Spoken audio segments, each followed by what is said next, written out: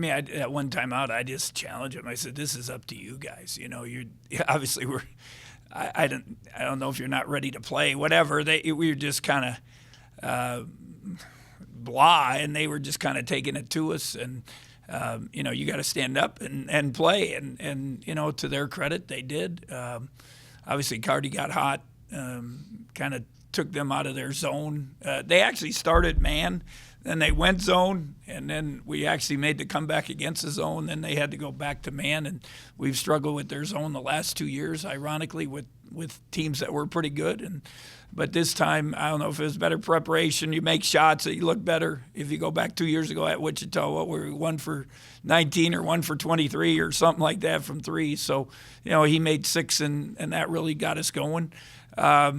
You know, so, you know, to their credit, they responded. They were very quiet before the game. I didn't know what to do. I thought maybe it was a good thing because, you know, a lot of times you get that hype and it's kind of fake and all that stuff. But I don't know if they came out nervous or flat or what, but they just didn't. But they, to their credit, they played their butts off. We had 51 on the play hard. Xavier had 15.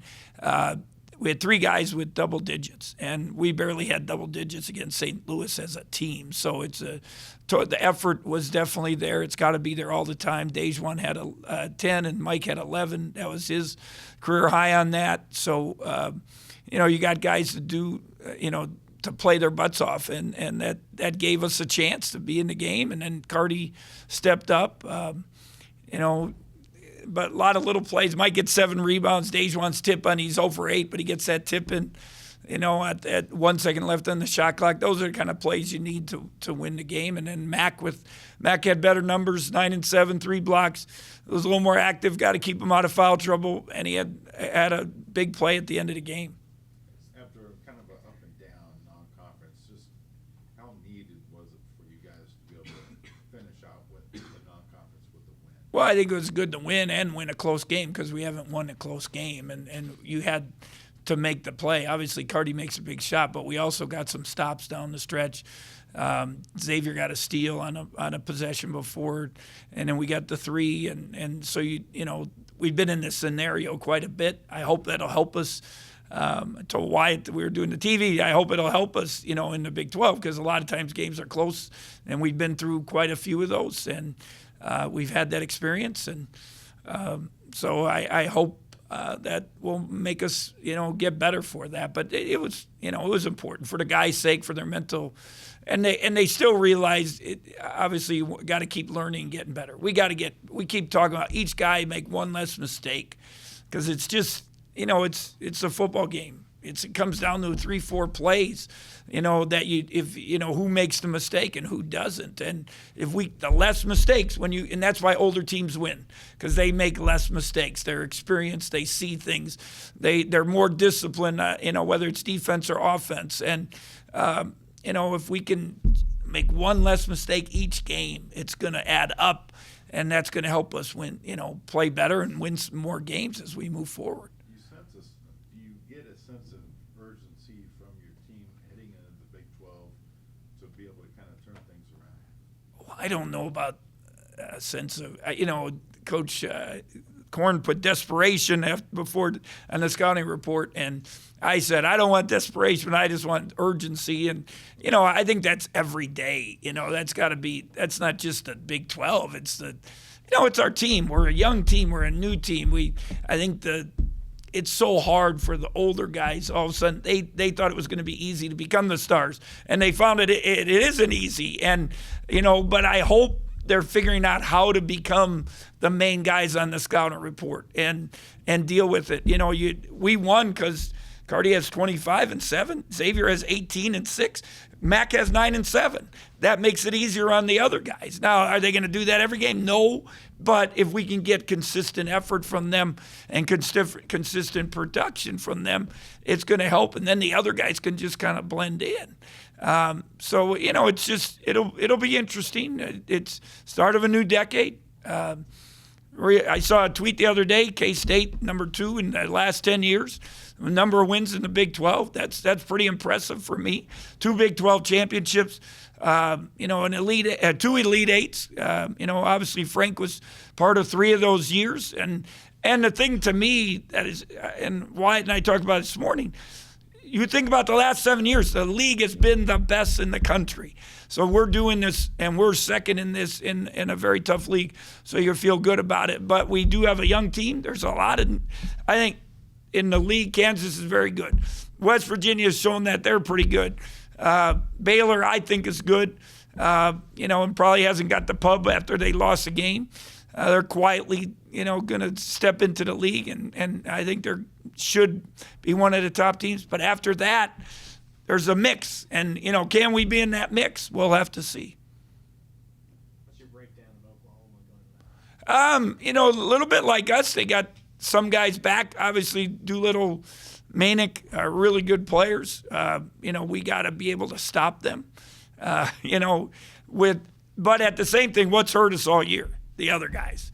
And so we got to make sure, some of those other guys don't have great stats. But between Doolittle, Manick as your veterans, and then you got Reeves, who's a very, very good player. There were NBA guys here early in the year when they made the run through, and they said Reeves might be the best NBA prospect in the Big 12. So, he's got some wiggle to him. He can make plays. So you got 3 main guys. Can we limit them? You look at St. Louis game, even French and Goodwin, we stopped them, but we didn't stop the other guys. So can we stop them, but also not let those other guys go off on us? And that's probably been the downfall of our team on defensive end so far. As part of your run through the league last year, you had big blowout wins against Oklahoma State, Oklahoma every time you played them. You talk about teams remembering those? We'll show them stuff. I mean, I don't know if they'll remember, but obviously you got. They get some veterans back. Bieniemy played a bunch. Manick played. Obviously, Doolittle. We beat them pretty good here at their place. We fought our butt off. It was. If you remember, Dean had just come back. He had 2 at Iowa State, and then got a little more. Got going a little bit. But we had a good balanced attack, and it's going to be key for us. A good balanced attack would really help. It's tough for everyone. It's not just us. He's just a mismatch. He's a point. He's a 5. He's a 3. He just kind of plays, and they just give him space and let him work. And that's the problem. Is not him. It's Manick, and Manick's gotten stronger. Now they're posting him up. So who do you put on Manick? You put the 5. Well, then he'll go out. Now you're in trouble if you put your 5 on, Doolittle. So, he's kind of taking small ball. Lon is, small ball, and then you get Reeves in the mix. It's, it makes it tough. So they've had an interesting non-conference. They've had good moments. They've had some tough moments. A lot like us, a lot of new guys, trying to figure it out. Does it feel, does it feel any different at all maybe being the hunters this year rather than the hunted? To me, it doesn't make a difference. I mean, you always want to win every game, and that's all you can do. I mean, that's all we can. I think the key is, it's going back to Coach Snyder. Every game, just one at a time, focusing. Do you have that mentality, that challenge, that you can have discipline to come back every game and get ready? And, we got 3 weeks in a row here, Saturday, Tuesday, Saturday, Tuesday, Saturday, Tuesday. It's a tough grind, and we'll see how mature we are and what we can do. And it's not like we've been blown out. If you look at all the games, they've been right there. We've been, we fought our butts off. We just haven't made the plays. Finally, we made the plays. Hopefully, we're continuing to make progress. Did I rewrite that? You said Monty's injury was not the same injury? Yeah, it was not. He got scared. He got kneed and right below his knee, and there was some pain there. And then he actually said, "I'll go back in, coach." But then he had sat for quite a while. We were going to put him in on defense at the end. Actually, it was lucky because we were going to put him in for Mack, and Mack's the one who made the big play down the stretch. But we were kind of, if we made the free throws, and now they're going to go for a 3. Now you take Mack out for switching, but it ended up Xavier missed the free throw, and we got to stop at the end. With all the success that you've had, so much about team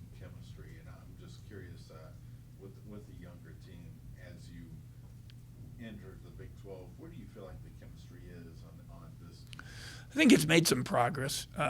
It had to develop, and we had to go through some. You had to go through some adversity to figure it out and figure out what everything. Now, can we keep going? Is it going to be here and then there? And that it's got to be even. And the older guys got to give us something consistently. And it may not be verbal leadership, but it's got to be effort and consistent production. So that'll help the young guys, and that brings them together. They get along. They enjoy each other. But it's what's on the court. That's what you guys see. Off the court, they're boys. They enjoy each other. They have, that's not a problem. And I've had teams where they hated each other off the court. They didn't hang out. They didn't get along together. But this is not. That's not the point. That it's what's on the court and all trusting each other and feeling good about each other and knowing everyone makes the right play and gives the effort that they need. And that's the key. Yeah, he, when you get the flu, I don't know if any of you guys have had it, you get wiped. And, we put him in the hotel 3 days and soup and light, whatever, just trying to get him back. And Monday, Tuesday, he struggled, but was better yesterday. And so hopefully he'll be fine. That, gives us some more depth. Same with Monte sat out Monday, Tuesday, and came back yesterday. Yeah, I hope so, unless he gets hit again or whatever, but I hope so. Is the depth of the Big 12 still as solid as it has been? I don't know. I think it'll be interesting how it develops. I guess loss-wise, record-wise, it isn't right now, right? I mean, if you compare it to the last few years. And again, I haven't studied, I just worried about each game for us. I haven't looked at it quite as much. I don't know where we are. I haven't seen it. Tom might know RPI or power rating wise if that's been released. Usually about now they start releasing some of that stuff, and so I'm not sure where we are. But it'll be interesting, and that determines our league too. How many teams get in by the depth of the league.